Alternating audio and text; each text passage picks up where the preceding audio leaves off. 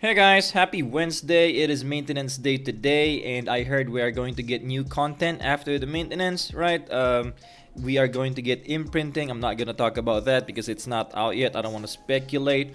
And there are other YouTubers out there who is going to talk about that, so maybe I'll stay away from that, leave that to other YouTubers, but we'll see. By the way, just a quick reminder, especially if you are new to the channel, because I still see some people asking questions that is relating to a familiar that I've already made a video about, right? So we already have a video out that is, everything that you need to know, or kind of like encapsulates what you need to know in order to make Staghorn work. We have a video about that. We have a video about Molten Lion, very much in detail. We have a video about Bunny Bot. I don't have a Bunny Bot here, but we do have a Bunny Bot video using my main account, our site. I talked a little bit about Might and Ouroboros, although it's not in detail, right? But we do have a video about that, just maybe to have an idea, and especially so that you don't enhance absorb them in any time in the future. All right, we also have a bird video, and that is together with the staghorn video. And also we had a sorbor video. That was kind of like a two parts video because after talking about sorbor, I made an adjustment a little bit later, and so you should check that one out if you want to, like, especially a lot of us now have a A10 sorbor, right? I don't have it, but a lot of people would have an A10 sorbor, and so you might want to know how to make him really be dominant in the familiar arena, and so you want to check those videos out. Some people still ask, is it possible to win in the familiar arena without a Toko? I also made a video about that, so please check that one out. That very much tells you what team composition would likely work if you are not using a Toko. And in that video, we answered if it is possible to win without Toko. Alright, so we have quite a collection of videos already, and all of those are in depth, right? So it is not like just theory and all that. We have video proof showing you what it does in the familiar arena in actual battles, right? So please, again, just a reminder, if you are new to the channel and you have a question relating to those familiars, we have videos about that already. So please just look at the video section, and then there you will find what you are looking for. All right, now though, we are going to talk about Ebon Taurex, because this guy is the most versatile. I think he is the most useful familiar in the familiar arena. He is, in my opinion, the most impactful familiar in the familiar arena. You can counter a staghorn combo, you can counter a sorbor Toko combination, counter another Ebon, cancel other familiar skill, just to name a few. Before I forget, let's look at his skill. Deals 171, and this is an A6 Ebon-Torx. Deals 171.6 of attack as damage and pushes back the enemy. Right, so this is not much in terms of damage, but really packs a lot of punch in terms of disrupting your opponents. Now let's look at some videos. So this is my Ignatius account, which has a Taurex, so that's why we're using him. This is a defense going against JNO tank. Now let's look at some videos. So this is Ignatius going against JNO tank on defense, right? So we're using Ignatius because he's the one that has Ebon-Torx. Now I love this video because with this one I can actually give you 2 points, right? So Ebon was able to counter 2 familiars in one battle, right? So let's watch it, and then I'll point it out to you.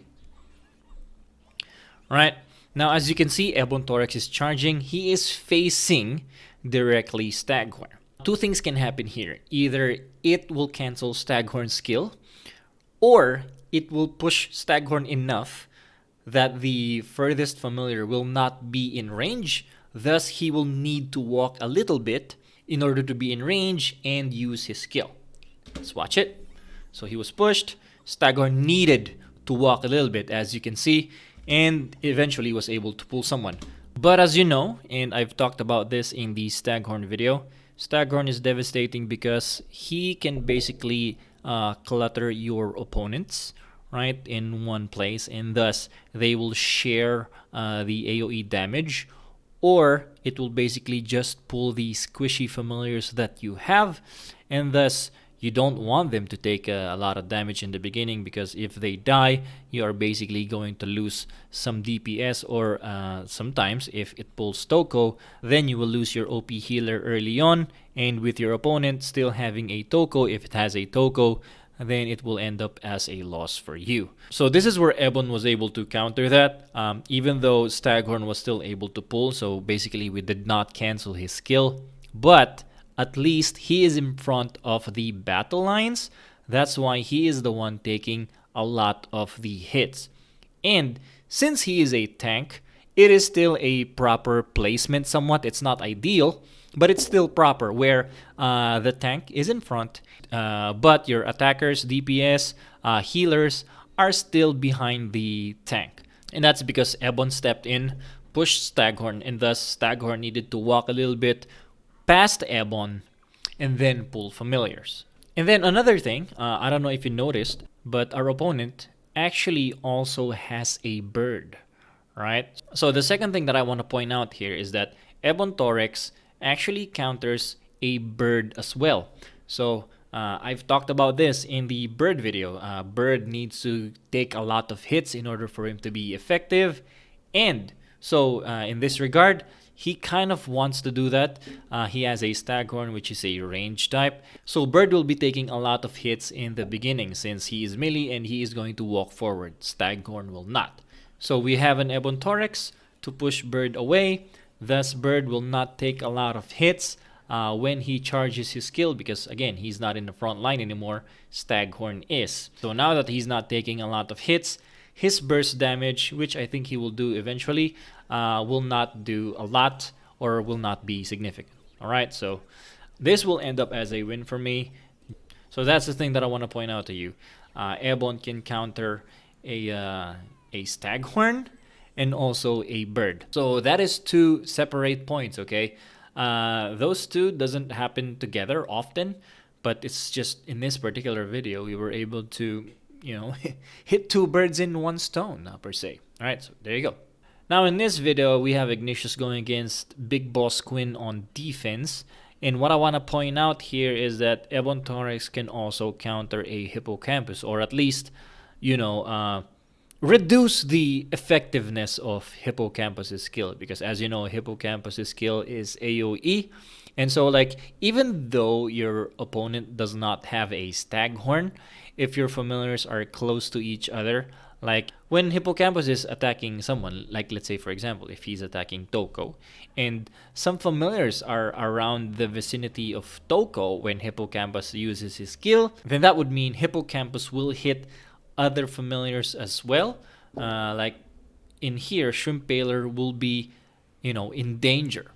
Alright, so that's why we have Ebon-Torx to counter that one. Let's see what happened when I play this video.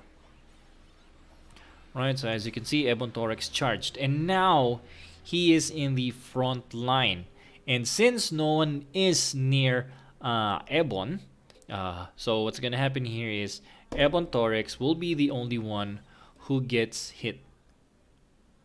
And since Ebon is your tank, he is not really weak against a water type. It didn't do significant damage. I don't know if I won here, but yeah, so that's one way to like waste a skill from your opponent, right? And I didn't really choose this one because you know, this is again on defense, but yeah, this is just to show you that Ebon-Torx can be used that way as well. All right, next video, and this is the fourth point. Ebon-Torx can also counter a Sorbor, or like the effectiveness of the Toko Sorbor combination. And actually this is not very ideal. It's just I wasn't able to find a video that I wanted to really point out. But what I want to point out is that Ebon can push the melee familiar that will be like a sacrifice for a Sorbor skill. Right, so just because I am attacking here, and it was earlier I was trying to acquire more videos, and like Orange Rose here, his front lines were hidden, so I didn't really know where to place my Ebon. But if I knew that this was going to be his setup, I would have put Ebon right here where Toko is, so that in theory he will push Might away and thus keep Might in place at the back of Sorbor, and thus Sorbor will take a lot of the hits in the beginning. I think this one is an A10 Sorbor, although that one is still strong. It's not stronger than if he was able to absorb Might. But anyway, I think we still won here, even though it's not the best case scenario. And plus, look at that. He has a what do you call this? A hippocampus, and Ebon is the target, and he's far from all the others. So he's the only one who's going to get hit by hippocampus' skill. And he did push Sorbor enough that Toko is in the front line instead of Sorbor, right? So yeah, you see that hippocampus was only able to hit Ebon Taurex, and so yeah, I guess again two birds in one stone happened here, and thus we will end up with the win, right?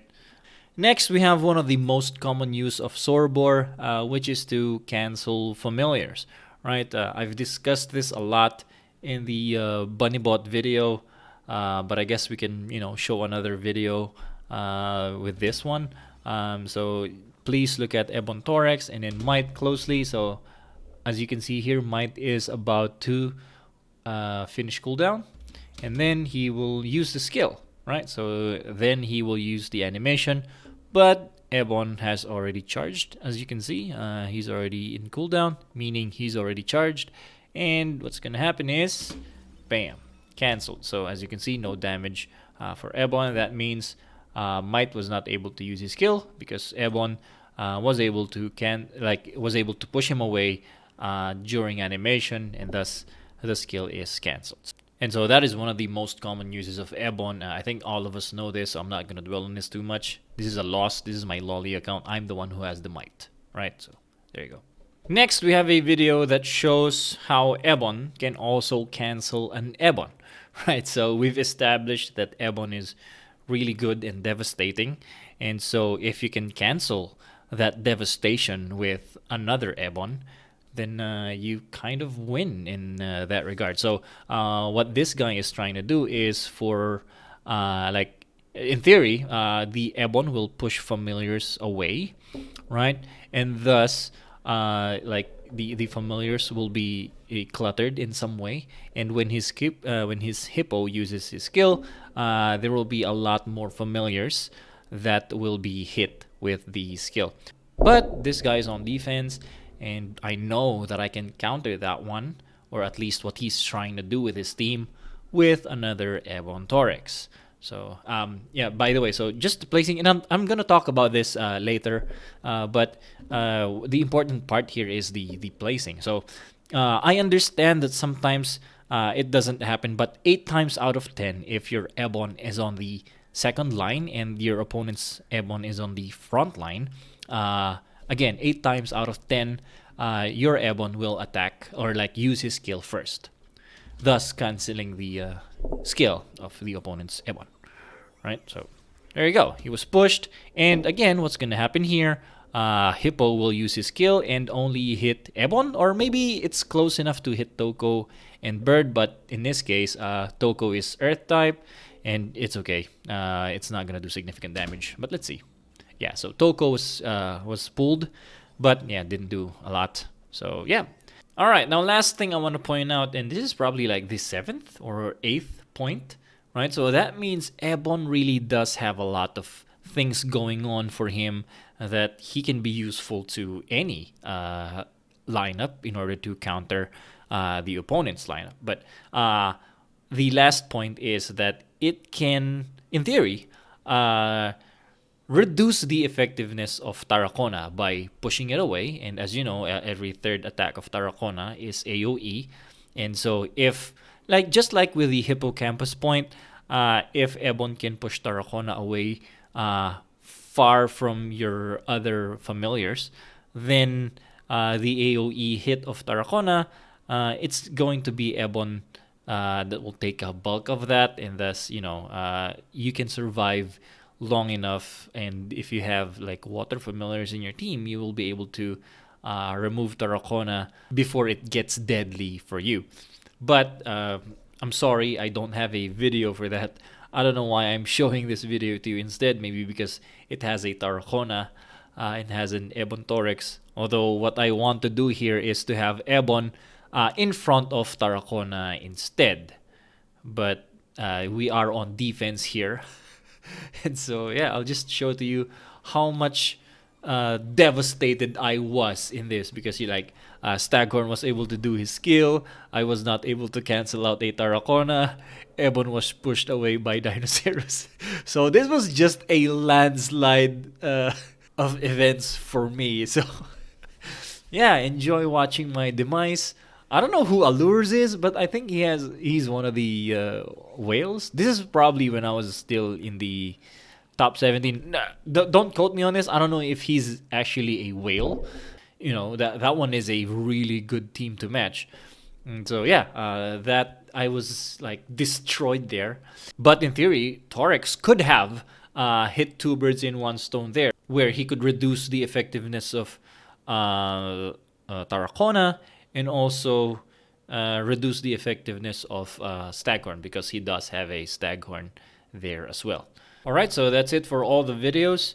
I don't know how long this video will be, because that is a lot of points. If you are watching halfway through, I apologize if this is taking so long. I don't know how long this will be.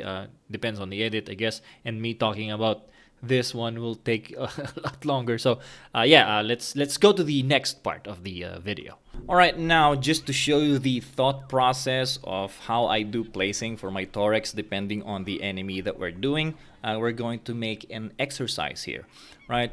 I don't have tickets anymore because I spent a lot of tickets, just to make video evidences, right? I just look at what familiar they have and then attack it regardless, just to show what Ebon can do in that scenario, right? But anyway, so this is what we're gonna do. So we have Sherber here. I don't know who you are, but yeah, we're using you as an example. So this is how exactly I am going to place it, right? Ebon will be at the second line as usual, because in case this is an Ebon, at least there is a bigger chance that Ebon uses the skill first. Again, when you have an Ebon-Torx in the back line, it's not always sure that he will hit first, but 9 times out of 10, or sometimes 8 times out of 10, Ebon-Torx will be the one to attack first. And him having a Staghorn, you want to be able to cancel that one out, especially since you have a range type over here, so that one will be pulled.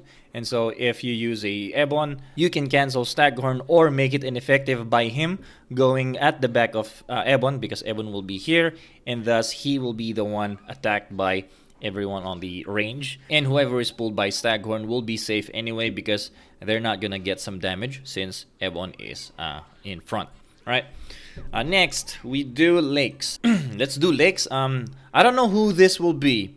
If there's an Ebon, just to be safe, I'm going to put him in the back. But if you want to take a risk, I could do it this way, right? So I am going to put Bird in the back instead, and I'm going to put Ebon's in front.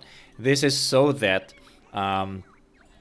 Ebon will push whoever is here, and then he is the only one who is going to get hit with the opponent's hippocampus, since it is at A4 and at plus 300. So this will hurt a lot if it hits, like especially Shrimp Paler. So we want to keep him safe, and so we will use Ebon so that he will be the sacrificial lamb and take all of the hits. And it's not gonna be much anyway, because he is a tank. He can absorb the hits for sure. So that's how I am going to do it.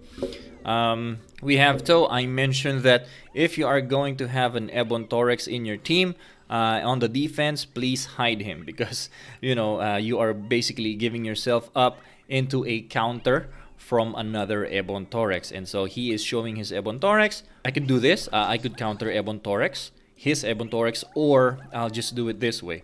I will let him push away Bird so that he will be the second tank in this regard, right? So his Ebon-Torx will push bird, and Ebon-Torx will be the one to hit a lot of the familiars here. Or I could just totally, counter it by placing Ebon in the back line. So 8 times out of 10, my Ebon at the back line will be the one to attack or like use the skill first, thus countering the purpose of his Ebon in this regard.